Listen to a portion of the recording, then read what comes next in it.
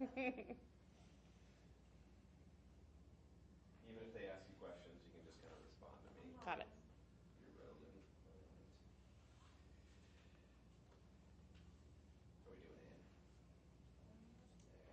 There. Have you done this before? No. Just on 60 Minutes? No. No, but I decided to go first because, why not? Hey. It's like, let me just get it done. That's right. But I hope you enjoy it. This is just a conversation and stuff that you talk about all the time. Sounds good. So, awesome. You guys ready? Still with me? She's like, yeah. Okay. Are we recording? Yes. We are. Awesome. Can you start just by telling us your name and kind of where you grew up, where you're from? Of course. My name is Marisol Lopez Reyna. I'm here from Dallas, Texas. I'm 25 years old. I was raised and born here, happily married for almost 8 years now. 8 years, will be 9 years in January. A little bit about myself. Sure. I come from a family of 2 older brothers, 1 younger sister. Kind of lost it. Can you tell us maybe if you remember when you started thinking about being a teacher? Like, was there a moment or experience, or was it always kind of thing? So I have a funny memory of when I was 5, actually. I just remember having playing school at home, and my dad is like this really tough guy, like doesn't show emotion, works 7 days a week kind of thing. But my dad I'm his daddy's girl. Like, it had always been that way. So my dad would sit down in one of my tiny, like, princess chairs and do tests and homework for me because he was my student and I was the teacher. And so I had a little bell.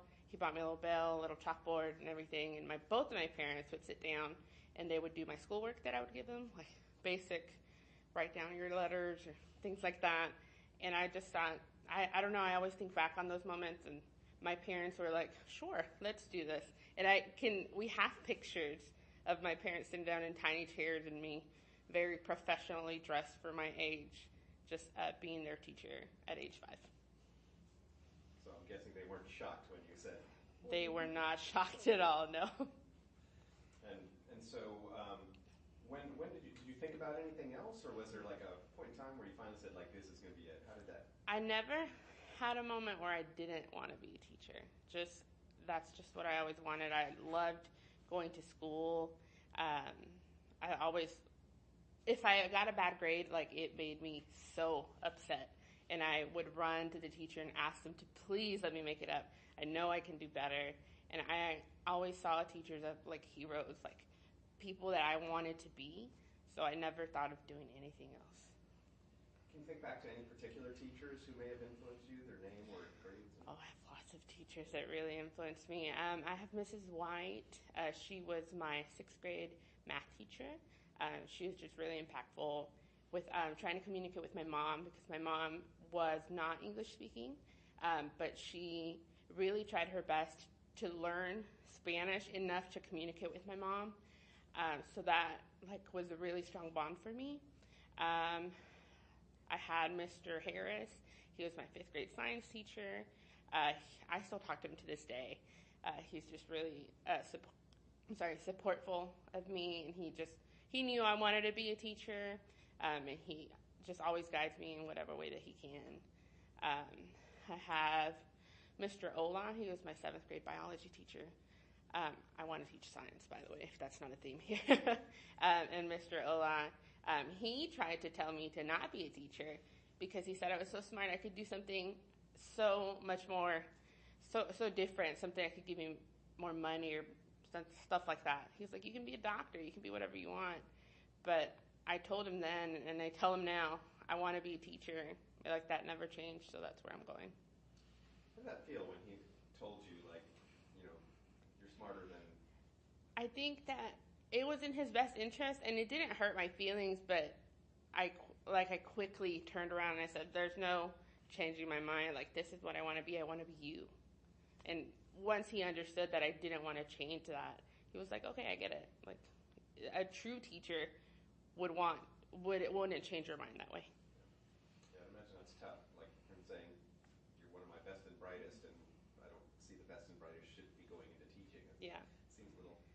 that was kind of hard, but yeah.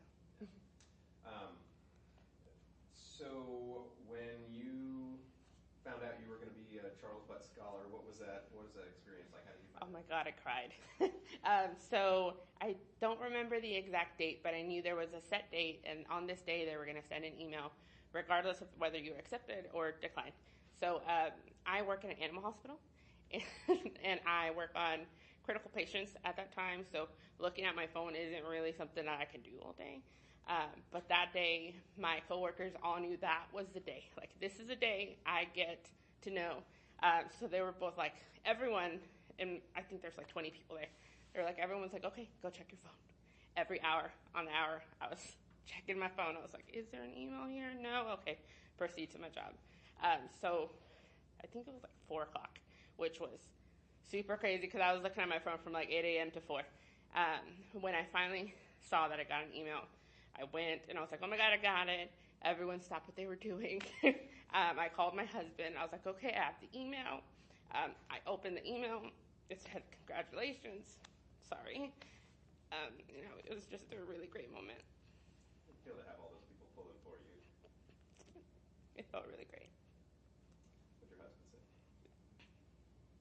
My husband cried, which is not something that he does. So it was just really exciting. My parents, everybody was super, super excited.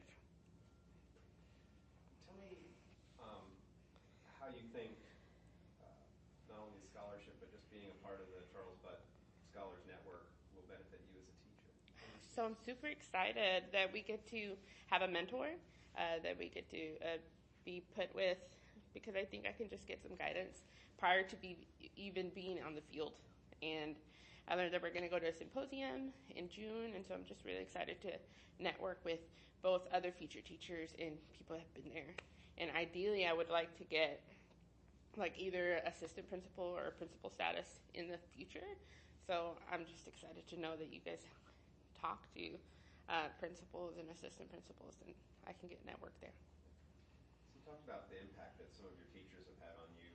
What do you hope, say you have a student comes back 15, 20 years from now, comes back to your classroom, what do you hope they'll say to you? What type of impact do you hope they'll have? I hope that that they'll tell me that I inspired them to do what they have set their heart on doing, the way that my teachers have inspired me. What do your friends think about your decision to be a teacher? Do you talk about that at all? Mixed feelings. I have a cousin who is a teacher, and a couple of friends that have been teachers in the past. And some of them have had successful careers, and others haven't.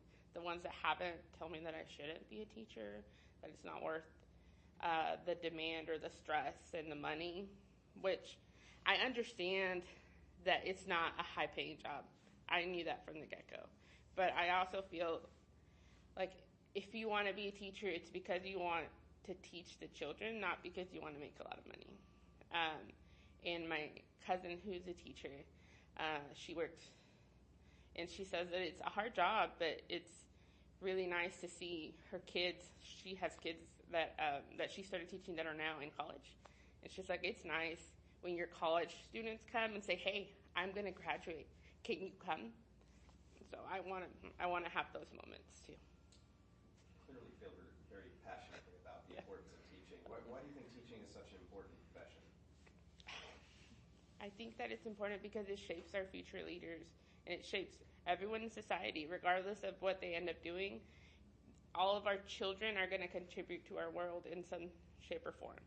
And so we need to shape our child to be the best person that they can be in the best way possible that they can be. So if I can put all of my work into making them feel special, making them understand what they're great at, and help them see what they're good at, then they can move on to be what they can be. And I'll be happy with that. Why did you choose science? Oh, I love science.